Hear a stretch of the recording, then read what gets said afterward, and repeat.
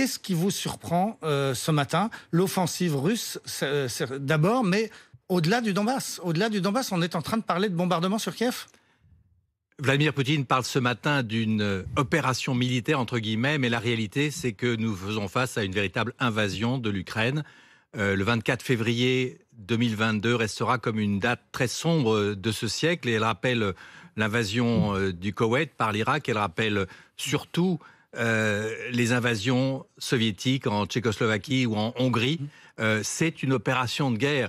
Aujourd'hui, l'Europe est entrée en guerre. La guerre aux portes de l'Europe, à 2 heures de Paris à peine. Ce qui me surprend le plus, c'est la brutalité de Vladimir Poutine dans sa dernière intervention, qui parle de sa volonté de dénazifier l'Ukraine, de démilitariser l'Ukraine.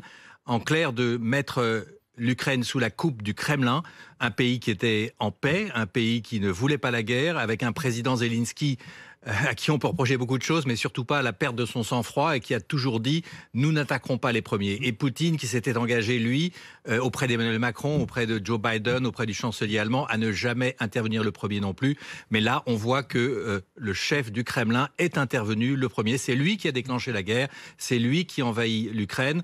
Et effectivement, ce qui est très grave aujourd'hui, c'est que ce n'est pas une simple opération dans les territoires autoproclamés indépendants du Donbass. C'est vraiment une opération de prise en tenaille de l'Ukraine par le nord, par la Biélorussie, par l'est, à la frontière russe, et puis aussi au sud, avec des objectifs très clairs, c'est-à-dire non seulement de prendre totalement le contrôle du Donbass, mais aussi sans doute d'aller prendre le contrôle de la ville de Mariupol, qui est un port militaire qui donne sur la mer d'Azov. C'est un port industriel, c'est une région extrêmement sensible, puisqu'elle permettrait de faire le lien entre la Crimée, qui a été annexée par la Russie de Vladimir Poutine et le Donbass. Donc on voit que c'est une opération de très grande envergure.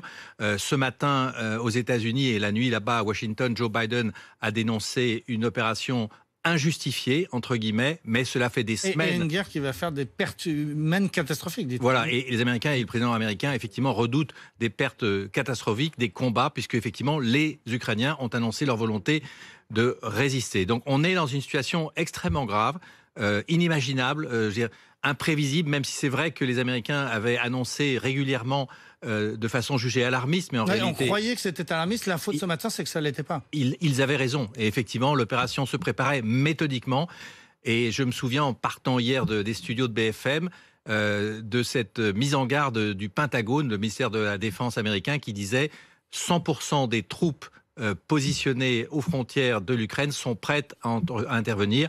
Les troupes russes sont en ordre de bataille, c'était le terme employé. Et effectivement, elles n'attendaient que le signal du Kremlin qui a eu lieu ce matin, un peu avant 6 heures du matin. Merci beaucoup, Ulysse Gosset. Et on retient ce que vous venez de nous dire. C'est une guerre en Europe qui vient de commencer, qu'on retiendra probablement cette date d'aujourd'hui. Merci beaucoup.